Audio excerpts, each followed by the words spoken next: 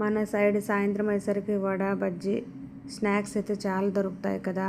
కానీ మేము ఉండే ఆర్మీ క్వార్టర్స్లో స్నాక్స్ ఐటమ్ ఏమీ దొరకవు. కాబట్టి పిల్లల కోసం 2 డేస్కో 3 డేస్కో ఏదో ఒకటి ఇంట్లోనే చేస్తా. ఇవాళ అయితే వెజిటేబుల్ అని ముందే కట్ చేసి పెట్టుకున్నా. అవి కొద్దిగా పెద్ద ముక్కలు అవ్వడంతో మా వారు హెల్ప్ తీసుకొని ఇలా గ్లాస్తో కట్ చేపించాను. ఈ వెజిటేబుల్ అన్నీ ఫ్రై చేయడానికి కొద్దిగా ఆయిల్ ఎక్కువగానే యూజ్ చేయాలి. మనం తీసుకున్న వెజిటేబుల్ సపరేట్గానే వేయచ్చు. నేను అన్నీ ఇక్కడ కలిపేసి వేస్తున్నా. ఈ మొత్తం ప్రాసెస్ హై ఫ్లేమ్లో పెట్టి చేసుకోవాలి.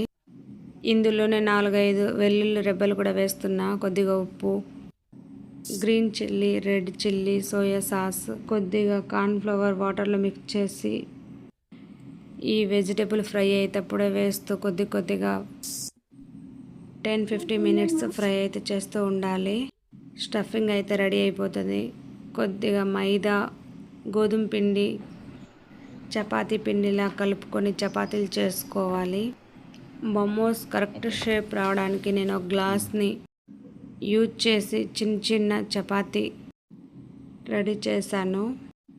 ఆ చిన్న చపాతీలు తీసేసి సైడ్లో ఉండిపోయిన పిండిని మనం రీయూజ్ చేసుకోవచ్చు. ఇలా ఒకేసారి ఒక 10-15 రెడీ చేసుకొని స్టఫింగ్ చేయడం స్టార్ట్ చేశాను. ఈ మోమోస్ 3rd టైం చేస్తున్నాను. వెజ్ మోమోస్ అయితే చాలాసార్లు చేశాను. ఒక 2-3 టైమ్స్ చేస్తే మోమోస్ షేప్ అనేది చక్కగా వచ్చేస్తుంది. చలికాలం అంటే డిసెంబర్, నవంబర్ ఆ సీజన్లో ఫ్రై మోమోస్ చాలా టేస్ట్గా ఉంటాయి. ఇప్పుడైతే స్టీమే చేస్తున్నాను ఓన్లీ, ఎందుకంటే ఎండలు ఎక్కువగా ఉన్నాయి కాబట్టి. మనకు మోమోస్ షేప్ చక్కగా రావాలంటే స్టఫింగ్ అనేది కొద్దిగా లిమిట్గా పెట్టుకుంటే మోమోస్ షేప్ అనేది చక్కగా వచ్చేస్తుంది.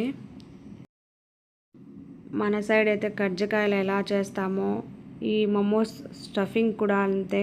బయటికి రాకుండా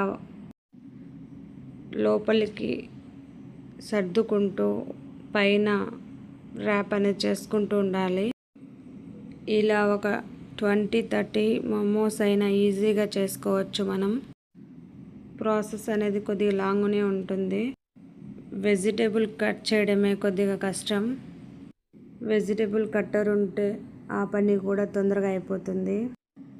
ఈవినింగ్ మా వారు వచ్చేసరికి చేస్తున్నాను. పిల్లలు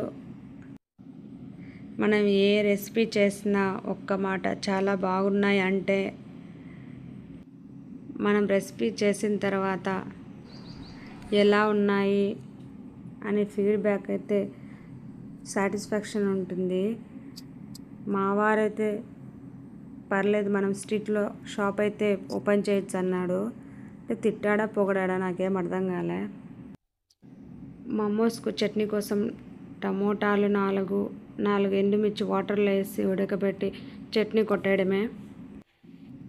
స్టీమ్ కోసం నేను ఇడ్లీ పాత్ర ప్రీహీట్ చేసి పెట్టుకున్నాను. ఒక 10-15 మినిట్స్లో మోమోస్ నేను 2 బ్యాచ్లుగా చేశాను. ఇవి ఫస్ట్ బ్యాచ్, సెకండ్ బ్యాచ్ కూడా అలాగనే స్టీమ్ చేస్తున్నాను. మైనస్ చట్నీ 2 కాంబినేషన్తో మోమోస్ కప్పులో ఇచ్చేసాను పిల్లలకి, స్ట్రీట్ ఫీలింగ్ రావాలనేసి. పిల్లలు అయితే చాలా హ్యాపీ ఫీల్ అయ్యారు. నేను ఎప్పుడు ఇంట్లో ఏం చేసినా పక్కన ఇంట్లో వాళ్ళకి ఇచ్చేదాన్ని, కానీ ఈరోజు అయితే ఏం షేర్ చేయలేదు, ఎందుకంటే మాకే సరిపోలేదు కాబట్టి. And thank you watching my channel. Please subscribe.